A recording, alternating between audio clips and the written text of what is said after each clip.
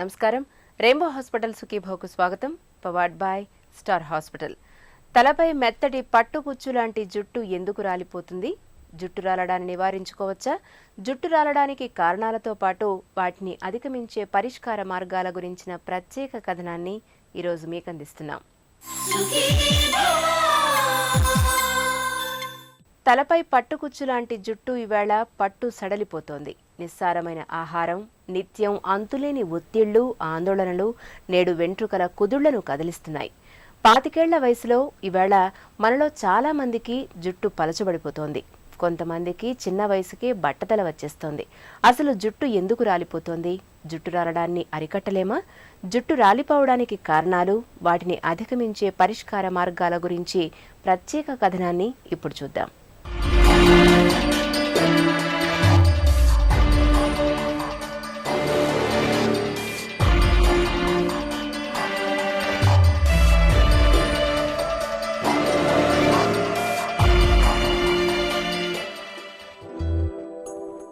జుట్టు తలపై కిరీటం.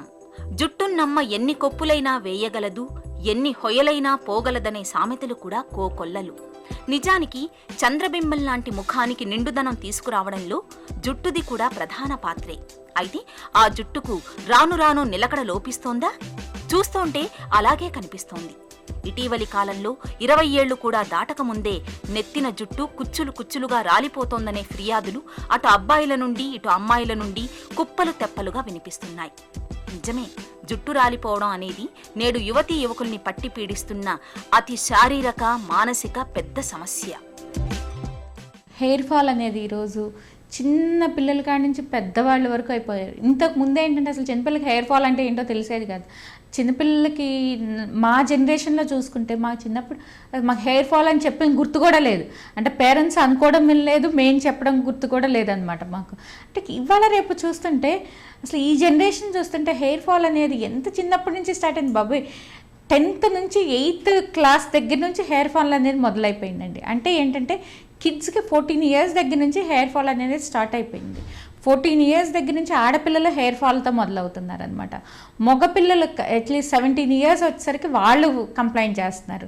సో ఎందుకని ఇంత హెయిర్ ఫాల్ ఇంత ఎర్లీ ఏజ్గా ఇంత ఇదిగా? మామూలుగా ఏ ప్రాబ్లంతో వచ్చిన పేషెంట్స్ చివరికి వెళ్ళేటప్పుడు డాక్టర్ హెయిర్ ఫాల్ బాగా ఉంది డాక్టర్ అని చెప్పుకోకుండా వెళ్ళడం, అమ్మ అందరూ బాగానే ఉందంటున్నారు, అడగండి అమ్మ ఈ మొత్తం ఛాంబర్లో కానీ బయట కూర్చున్న వాళ్ళలో కానీ ఎవరికి హెయిర్ ఫాల్ లేని వాళ్ళు ఒక్కళ్ళని చూపించండి అమ్మా అని చెప్పడం మాకు అలవాటు అయిపోయింది. అంటే ఏంటంటే లేదు డాక్టర్ అలా కాదు, మా కుచ్చులు కుచ్చులుగా ఊడిపోతాను డాక్టర్, చాలా ఎక్కువగా ఊడిపోతుంది అంటారనమాట. అంటే ప్రతి ఒక్కళ్ళు ఇది కామన్ కొలికల్ ఇది అయిపోయింది. అంటే నిజంగానే హెయిర్ ఫాల్ ఉందా, వీళ్ళు ఎగ్జాజరేట్ చేస్తున్నారా అనుకుంటే లేదు, చాలా వరకు అందరూ చెప్పేది నిజం అనమాట. అంటే ఎవరికి కూడా మనం థిక్ హెయిర్, లాంగ్ హెయిర్ అనేది ఇంకా చూడడం ఇంకా కొన్ని జనరేషన్స్ తర్వాత మర్చిపోతాం మనం. మెయిన్ హెయిర్ ఫాల్కి రీజన్స్ ఏంటంటే ఫస్ట్ ఏంటంటే జెనెటిక్ అంటే మనకి ఇప్పుడు ఫర్ ఎగ్జాంపుల్ చాలామంది అడుగుతారు, డాక్టర్ మీ హెయిర్ చాలా లాంగ్గా ఉంది, నాకు కూడా అలాంటి లాంగ్ హెయిర్ కావాలి, లాంగ్ హెయిర్కి ఏమన్నా ట్యాబ్లెట్లు ఇవ్వరా అంటారు. అసలు లాంగ్ హెయిర్కి అనేది ట్యాబ్లెట్స్తోనూ, మెడిసిన్స్తోనూ, లోషన్స్తోనూ రాదండి. అలా వచ్చింది అని చెప్తే మనం అబద్ధం ఆడినట్టే. అలా వస్తుందని చెప్పినా మేము ప్రామిస్ చేసినా అది అబద్ధం ఆడినట్టే. మరి ఎలా లాంగ్ హెయిర్ ఎలా వస్తుందంటే ఇట్స్ డిసైడెడ్ బై జీన్స్. మీ మదర్కి లాంగ్ హెయిర్ ఉంటే మీకు వస్తుంది, మీ అమ్మమ్మకి లాంగ్ హెయిర్ ఉంటే వస్తుంది, మీ నాన్నమ్మకి ఉంటే వస్తుంది. అంతేకాని మందులతో రాదు. అది మెయిన్ మీరు క్లియర్గా ఉండాల్సింది అదనమాట. ఎందుకంటే చాలామంది మోసపోతుంటారనమాట. పార్లర్కి వెళ్ళో ఇంకెక్కడికో వెళ్ళో లాంగ్ హెయిర్ ఇస్తుంది ట్రీట్మెంట్ తీసుకోండి అంటే పాపం అమాయకంగా మోసపోతుంటారు. అసలు అలాంటిది ఏది ట్రీట్మెంట్ లేదు, ఎక్కడా లేదనమాట. ఇది డిసైడెడ్ బై జీన్స్ అంతే, దానికి వేరే మార్గం లేదు.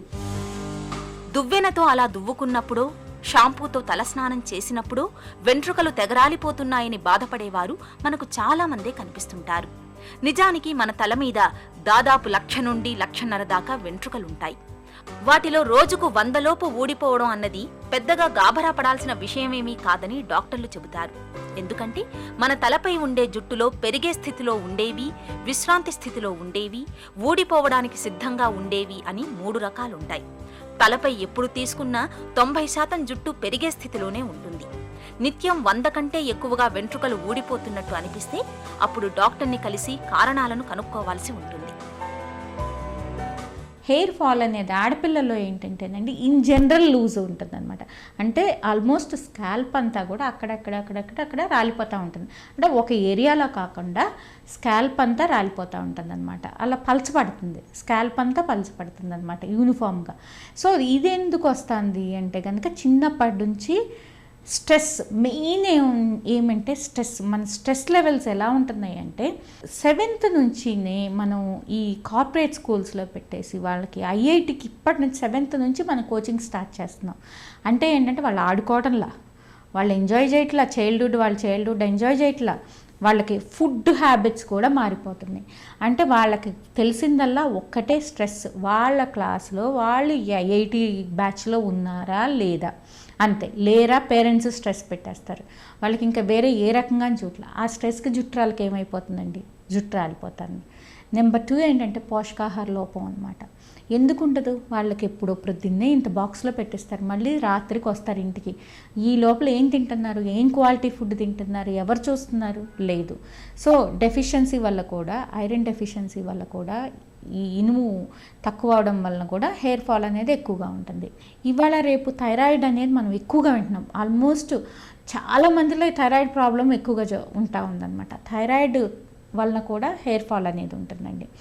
అలాగే స్ట్రెస్, థైరాయిడ్ ఇది కాకుండా ఆ ఏజ్లో ఇంకో కామన్ ప్రాబ్లం ఏంటంటే పీసీఓస్ అండి. ఈ పాలిసిస్టిక్ ఓవరీస్ ఏంటంటే ఇవాళ రేపు, ఇంతకుముందు అసలు పాలిసిస్టిక్ ఓవరీస్ అనేది మా జనరేషన్లో 100 గర్ల్స్లో ఒక మ్యాక్సిమం ఉంటే ఒక 5 గర్ల్స్కి ఉండేది. 95 గర్ల్స్కి అసలు పీసీఓస్ అంటే అసలు ఇంత ఎక్కువగా మాట్లాడుకునే వాళ్ళు కాదు. ఇవాళ రేపు పిల్లలకు కూడా పీసీఓస్ అంటే ఏంటో అర్థమవుతుంది. అంటే ఏంటంటే ఆల్మోస్ట్ ఈ జనరేషన్ చూస్తే 95% పీసీఓస్ ఉంటున్నారు, 5% నార్మల్ కిడ్స్ ఉంటున్నారు. ఎందువలన అంటే అగైన్ బ్యాక్ వాళ్ళ స్ట్రెస్, వాళ్ళ స్కూలింగ్, వాళ్ళకి ఆడుకోవడానికి లేదు, వాళ్ళు ఆడటం లేదు, ఎంతసేపు ఆడినా కూడా కండిషనల్ గేమ్స్ విపరీతంగా. పిల్లలు వెళ్తే స్కూల్కి, లేదంటే టీవీ ముందు, లేదంటే కంప్యూటర్ ముందు, లేదంటే ఐప్యాడ్లు, అంతకు మించి వేరేదనేది పిల్లలకి అసలు బయట ఆడుకోవడం అంటే, నలుగురితో కలవడం అంటే ఏంటో తెలియటం లేదు. సో దాంతో మళ్ళీ సెడెంటరీ లైఫ్, వీటన్నిటి ప్రభావం హార్మోన్స్ పడుతుంది. వీటన్నిటి వలన ఏమవుతుందంటే వాళ్ళకి ఈ పీసీఓస్ లావ్ ఎక్కువైపోయి ఓవరీస్లో సిస్టులు ఏర్పడి ఈ నార్మల్ హెయిర్ అనేది మెల్లగా రాలిపోతా, పలచబడిపోతా, అబ్నార్మల్ హెయిర్ అనేది డెవలప్ అవుతుంది. జుట్టు రాలడాన్ని అరికట్టేందుకు మందులు ఏమైనా ఉన్నాయా? తలకు హెన్నా పెడితే జుట్టు రాలడం ఆగుతుందా? జుట్టు రాలడాన్ని ఎలా నివారించుకోవాలి? మొదలైన వివరాల గురించి ఇప్పుడు తెలుసుకుందాం.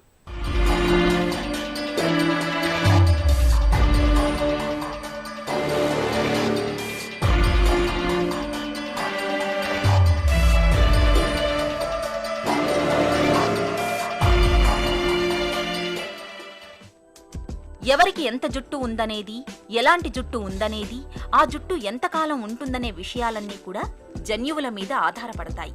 అయితే జుట్టు రాలిపోవడం అనేది కాస్త చిన్న వయసులోనే వస్తే మాత్రం దానికి హార్మోన్లలో తలెత్తే సమస్యలు ప్రధానంగా కనిపిస్తాయి. ముఖ్యంగా పురుష హార్మోన్లు శరీరంలో ఎక్కువగా విడుదలై వాటి ప్రభావానికి ఎక్కువగా గురైతే జుట్టు కుదుళ్లు ఇట్టే పట్టు సడలిపోతాయి. ఈ హార్మోన్ల ప్రభావం జుట్టుపై పడడానికి కారణాలు మనం తినే ఆహారంలో ఐరన్ లోపించడం, ఒత్తిడి, ఆందోళనలు విపరీతంగా పెరిగిపోవడం, కాలుష్యం ఇలాంటివన్నీ కనిపిస్తుంటాయి.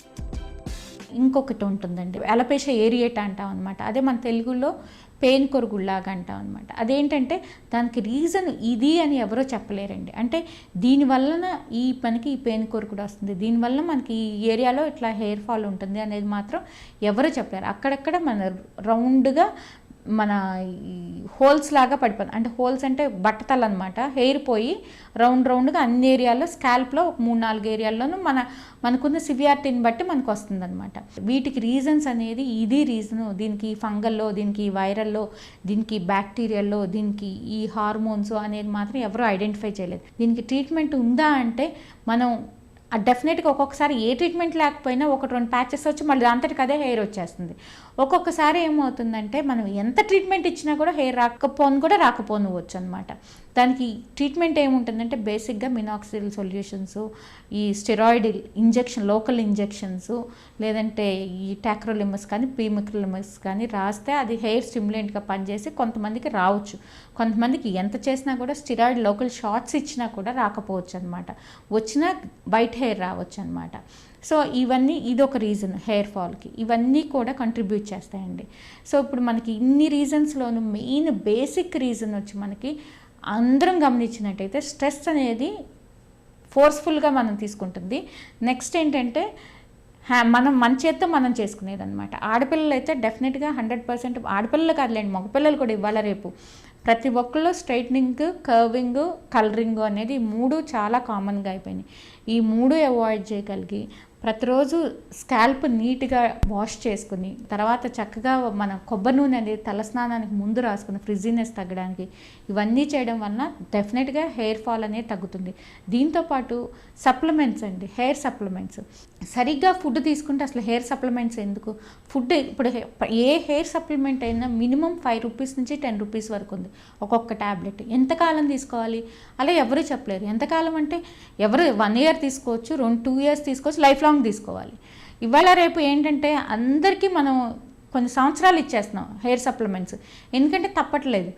న్యాచురల్ ఫుడ్డే తీసుకోవచ్చు కదా, న్యాచురల్ ఫుడ్డే సరైన ఫుడ్, సరైన ఇది తీసుకోవచ్చు కదా అంటే ఎవరికాళ్ళు ఏంటంటే డిసిప్లైన్ లేకుండా, ఫుడ్ హ్యాబిట్స్ సరిగ్గా లేకోకుండా ప్రతిరోజు ఎగ్స్ తీసుకోవడం కానీ, మిల్క్ తీసుకోవడం కానీ, నట్స్ తీసుకోవడం కానీ, ఇవన్నీ చేయడం వల్ల ఏంటంటే మనం హెయిర్ సప్లిమెంట్స్ని అవాయిడ్ చేయొచ్చు. ఇవన్నీ లేకోకుండా ఉంటే, ఫుడ్ హ్యాబిట్స్ సరిగ్గా ఉండకపోతే మాత్రం హాస్టల్స్లో ఉండడం వల్ల కానీ, రకరకాల కారణాల వల్ల కానీ, వాళ్ళు తినకపోవడం వల్ల కానీ, ఇలాంటి కారణాల వల్ల ఫుడ్ కనుక సరిగ్గా తీసుకోకపోతే డెఫినెట్గా హెయిర్ సప్లిమెంట్స్ అనేది చాలా అవసరం అండి. హెయిర్ సప్లిమెంట్స్ చూసుకోవాలి. అలాగే థైరాయిడ్ ప్రాబ్లం ఉందేమో చూసుకుని థైరాయిడ్ని కరెక్ట్ చేసుకోవాలి. అలాగే హిమోగ్లోబిన్ ఏమైనా తక్కువ ఉందో, ఐరన్ తక్కువ ఉందో చూసుకుని అవి సప్లిమెంట్స్ ఇచ్చుకోవాలి. ఇవన్నీ చేయడం వల్ల హెయిర్ ఫాల్ని అరికట్టవచ్చు. జుట్టు రాలిపోవడం వెనక రకరకాల ఆరోగ్య సమస్యలు కూడా దాగి ఉండొచ్చు. షుగర్, థైరాయిడ్, కీళ్లవాతం ఉన్నవారిలో జుట్టు బాగా రాలిపోతుంటుంది. ఇంకా బరువు బాగా పెరిగిపోయి తద్వారా నెలసరి సమస్యలు తలెత్తితే దాని దుష్పరిణామంగా కూడా స్త్రీలలో జుట్టు రాలిపోతుంటుంది. కొద్దిమందిలో పేను కొరుకుడు, తామర, సొరియాసిస్ సమస్యలున్నప్పుడు కూడా జుట్టు ఊడిపోతుంటుంది. శరీరంలో ఐరన్ లోపమున్నా, తగినంత ప్రోటీన్లు, కాల్షియం లేకపోయినా జుట్టు రాలడం సహజమే. కొందరిలో గర్భిణీ సమయంలో కూడా హార్మోన్లు గజిబిజిగా తయారై జుట్టు రాలడం చూస్తుంటాం. కొద్దిమంది అమ్మాయిలు విపరీతంగా డైటింగ్ చేయడం లేదా విపరీతంగా తినడం చేస్తుంటారు. ఇలాంటి వారిలో కూడా జుట్టు బాగా రాలిపోతుంది. స్కాల్ప్ వాష్ చేసిన తర్వాత డెఫినెట్గా డ్రై చేయాలి. అంటే డ్రై చేయాలని డ్రైయర్తో కాదు, టవల్ డ్రై అనేది చాలా ఇంపార్టెంట్ అండి.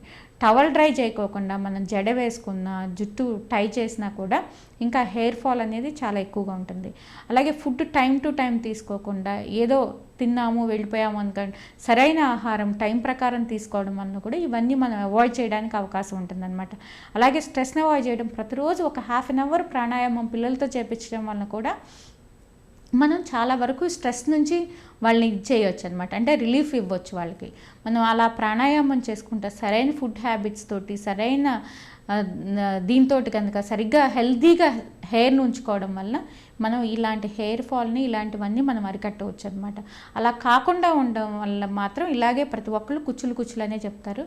అంతవరకు తెచ్చుకోకుండా ఉండాలంటే ఇవన్నీ ఫాలో అయితే డెఫినెట్గా బెటర్. చాలామందికి ఇంకో డౌట్ ఏంటంటే కొబ్బరి నూనె, ప్రతిరోజు కొబ్బరి నూనె రాయాలా, కొబ్బరి నూనె రాస్తే హెయిర్ పెరుగుతుందా, కొబ్బరి నూనె వలన హెయిర్ ఫాల్ ఆగుతుందా అని. కొబ్బరి నూనె వలన హెయిర్ పెరగదు, హెయిర్ ఫాలు ఆగదండి. మరి కొబ్బరి నూనె ఎందుకు అవసరము అంటే ప్రతిరోజు అసలు పెట్టుకోవాలా అనేది. అసలు కొబ్బరి నూనె ఎందుకు అవసరం అంటే, ఇప్పుడు మనం కొంతమంది ఉంటారండి, లేబరర్ ఉంటారు, ప్రతిరోజు ఎండలోకి వెళ్ళి వాళ్ళు పనిచేస్తారు, వ్యవసాయ పనులు చేస్తారు, రకరకాల పనులు చేస్తారు, కన్స్ట్రక్షన్లో ఉంటారు, ఎండలో నుంచోవాల్సి వస్తుంది అనమాట. వాళ్ళ హెయిర్ ఎలా అవుతుందంటేనండి డ్రై అయిపోయి బాగా ఫ్రిజ్జీగా అవుతుందన్నమాట.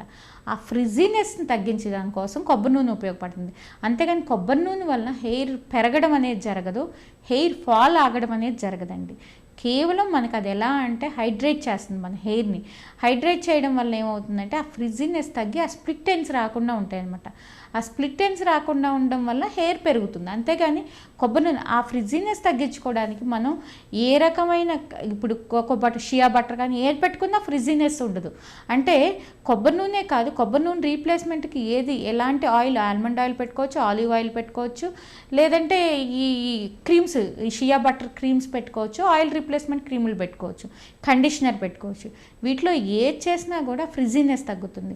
అలా కాకుండా మనం హెయిర్ తోటి ఎక్స్పెరిమెంట్స్ చేస్తూ ఉంటుంటే ఫ్రిజ్జినెస్ ఇంకా ఎక్కువయ్యి మనకి ఆ హెయిర్ చిట్లడం అనేది ఇంకా ఎక్కువయ్యి హెయిర్ ఫాల్ అనేది ఎక్కువగా జరిగి హెయిర్ గ్రోత్ పెరగదన్నమాట. జుట్టు రాలడాన్ని అరికట్టేందుకు ఎలాంటి జాగ్రత్తలు తీసుకోవాలి, జీవనశైలి, ఆహారపు అలవాట్లలో ఎలాంటి మార్పులు చేసుకోవాలి, జుట్టు సంరక్షణ ఎలా ఉండాలి మొదలైన వివరాల గురించి ఇప్పుడు తెలుసుకుందాం.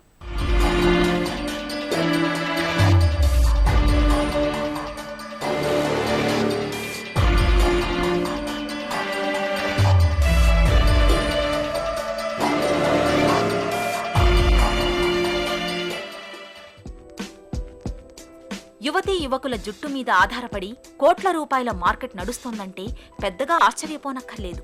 నిజానికి జుట్టు మీద చేసినన్ని ప్రయోగాలు దేని మీద చేయరేమో కూడాను.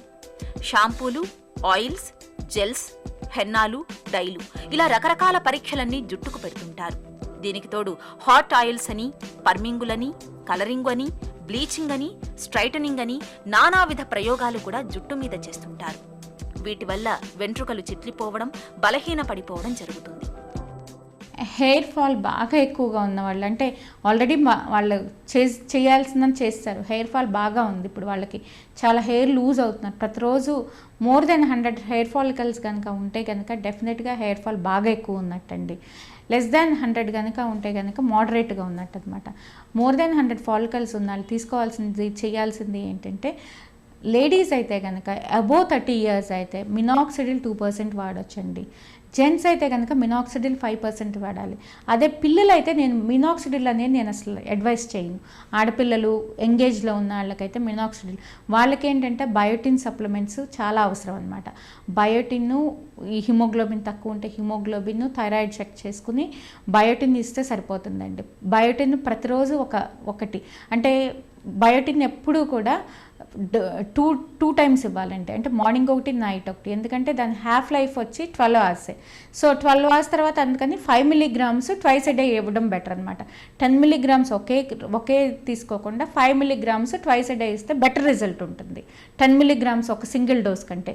అలాగే జెంట్స్కి వచ్చేసి మినాక్సిడిల్ 5% ఇచ్చి వాళ్ళకి కూడా మన ఈ బయోటిన్ సప్లిమెంట్ ఇస్తే కనుక డెఫినెట్గా బెటర్ అవుతుంది.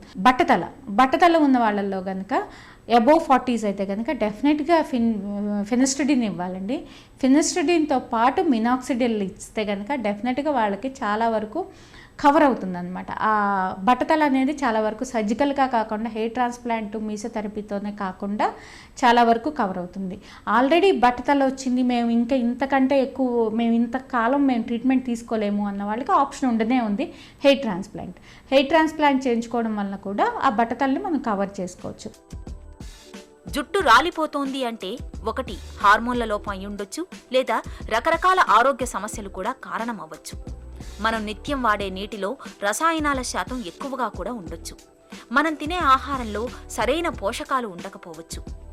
మన నిత్య జీవితంలో ఒత్తిళ్లు, ఆందోళనలు మరీ ఎక్కువైపోయి ఉండొచ్చు, లేదా స్టైల్స్ కోసం లేనిపోని ప్రయోగాలు చేయడం కూడా ఒక కారణమై ఉండొచ్చు.